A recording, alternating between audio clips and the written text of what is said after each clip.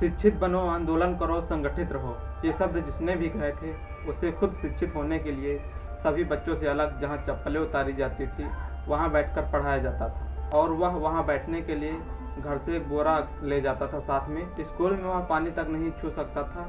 जी हाँ, मैं बात कर रहा हूँ संविधान निर्माता बाबा साहब डॉक्टर भीमराव अम्बेडकर के बारे में, जो स्वतंत्र भारत के पहले मंत्रिमंडल में कानून मंत्री बने। लेकिन संसद में हिंदू कोड बिल के असफल होने के बाद उन्होंने नेहरू के कैबिनेट मंत्रालय से इस्तीफा दे दिया।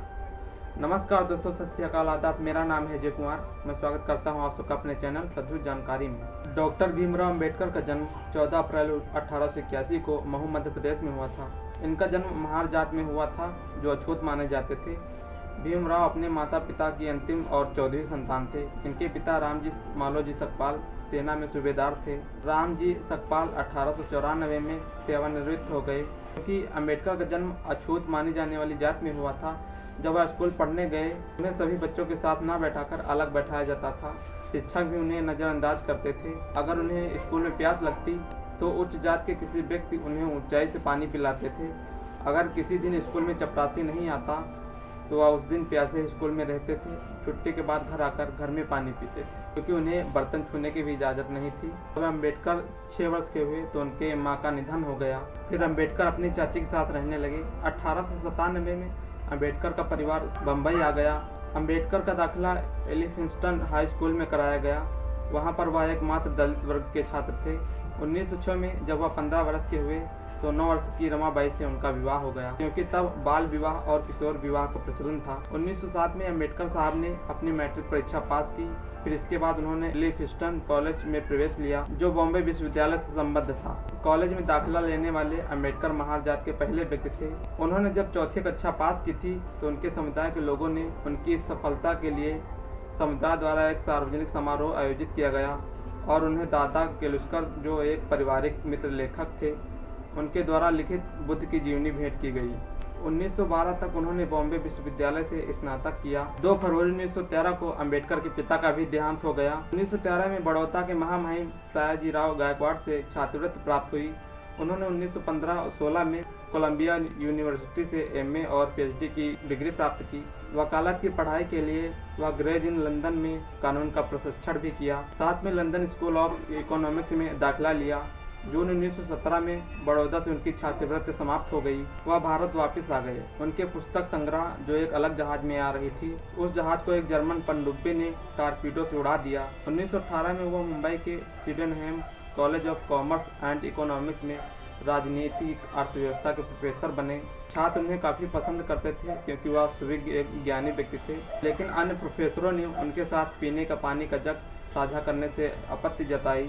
अम्बेडकर को साउथ बोरो समिति के समक्ष गवाही देने के लिए आमंत्रित किया गया, जो भारत सरकार अधिनियम 1919 तैयार कर रही थी। इसमें अम्बेडकर साहब ने दलितों और अन्य धार्मिक समुदायों के लिए अलग निर्वाचक मंडल और आरक्षण बनाने का तर्क दिया। बॉम्बे उच्च न्यायालय में वकालत करते हुए उन्होंने अछूतों को शिक्षा प्रदान करने और उनके उत्थान के लिए भी प्रयास किया। 1927 में अम्बेडकर साहब ने अस्पृश्यताओं के खिलाफ सक्रिय आंदोलन शुरू किया। उन्होंने अछूत समुदाय के लिए शहर के मुख्य पानी की टंकी से पानी भरने के अधिकार के लिए लड़ने के लिए महाड़ में सत्याग्रह नेतृत्व किया। 1927 के अंत में अम्बेडकर ने जातिगत भेदभाव और अस्पृश्यता को वैचारिक रूप से उचित ठहराने के लिए हिंदू ग्रंथ मनुस्मृति की सार्वजनिक रूप से निंदा की। 25 दिसंबर 1927 को उन्होंने हजारों अनुयायियों के साथ मनुस्मृति की प्रतियां जलाने का नेतृत्व किया। 1932 में ब्रिटिश औपनिवेशिक सरकार ने दलित वर्गों के लिए एक अलग निर्वाचक मंडल के गठन की घोषणा की। महात्मा गांधी ने अछूतों के लिए अलग निर्वाचक मंडल का कड़ा विरोध किया। उन्होंने कहा, इस तरह की व्यवस्था हिंदू समुदाय को विभाजित कर देगी। गांधी जी जेल में थे। 24 सितंबर 1932 को महात्मा गांधी और अम्बेडकर के बीच यरवदा जेल में पूर्ण समझौता हुआ, जिसका उद्देश्य दलितों के लिए सरकारी प्रतिनिधित्व को बढ़ावा देना था और उन्हें हिंदू समुदाय से अलग किए बिना प्रांतीय विधानसभाओं में आरक्षित सीटें सुनिश्चित की गईं। 1935 में अम्बेडकर को बॉम्बे के गवर्नमेंट कॉलेज में प्रिंसिपल नियुक्त किया गया। 1935 में ही अम्बेडकर की पत्नी रमाबाई का निधन हो गया। 1936 में अम्बेडकर साहब ने स्वतंत्र लेबर पार्टी की स्थापना की, जिसने 1937 के बॉम्बे के केंद्रीय विधानसभा चुनाव में 13 आरक्षित और 4 समान सीटों के लिए चुनाव भी लड़ा, जिनमें से 11 आरक्षित सीटें जीती और 3 समान सीटें जीती। 1942 में उन्हें भारत के गवर्नर जनरल की कार्यकारी परिषद में लेबर सदस्य के रूप में नियुक्त किया गया। 1946 में वह बंगाल से संविधान सभा के लिए चुने गए। भारत की स्वतंत्रता के बाद नेहरू जी ने अपनी पहली मंत्रिमंडल में उन्हें कानून मंत्री नियुक्त किया। 2 सप्ताह बाद उन्हें भारतीय गणराज्य के लिए संविधान सभा की प्रारूप समिति का अध्यक्ष नियुक्त किया गया।